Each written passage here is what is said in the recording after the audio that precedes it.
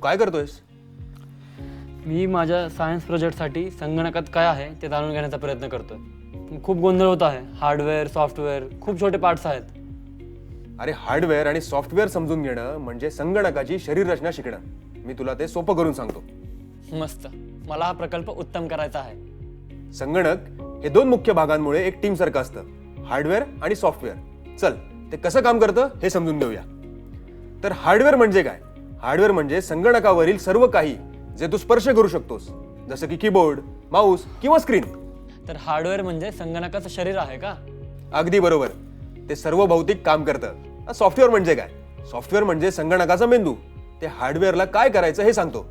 उदाहरण म्हणजे ॲप्स जसं यूट्यूब किंवा गेम्स जे तू खेळू शकतोस.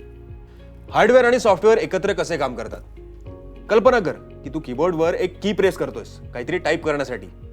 हार्डवेअर कीबोर्ड संदेश सॉफ्टवेअरला पाठवतो आणि सॉफ्टवेअर त्यावर प्रक्रिया करून स्क्रीनवर अक्षर दाखवतो.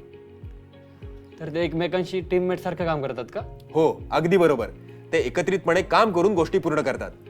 हार्डवेअरचे वेगवेगळे प्रकार. हार्डवेअरचे 4 प्रकार आहेत. इनपुट डिव्हाइस जसं की कीबोर्ड आणि माऊस, आउटपुट डिव्हाइस जसं स्क्रीन आणि प्रिंटर, स्टोरेज डिव्हाइस जसं USB ड्राईव्ह आणि hard disk, processing unit CPU आणि GPU हे संगणकाचे मेंदू आणि स्नायू आहेत. आता मला खूप स्पष्टपणे समजलंय. हे दोन्ही महत्त्वाचे का आहेत? हार्डवेअर शिवाय तू काहीही पाहू किंवा स्पर्श करू शकत नाहीस. सॉफ्टवेअर शिवाय हार्डवेअरला काय करायचं हे माहीत नसतं. ते एकमेकांवर अवलंबून असतात काम करण्यासाठी. तर ते एक टीम सारखं काम करतात. अगदी बरोबर. एक उत्तम टीम. थँक्यू दादा. आता मला समजलं की संगणक कसे काम करतात. Very good. आणि लक्षात ठेव, हार्डवेअर आणि सॉफ्टवेअर संगणकाची 2 मुख्य आधारस्तंभ आहेत.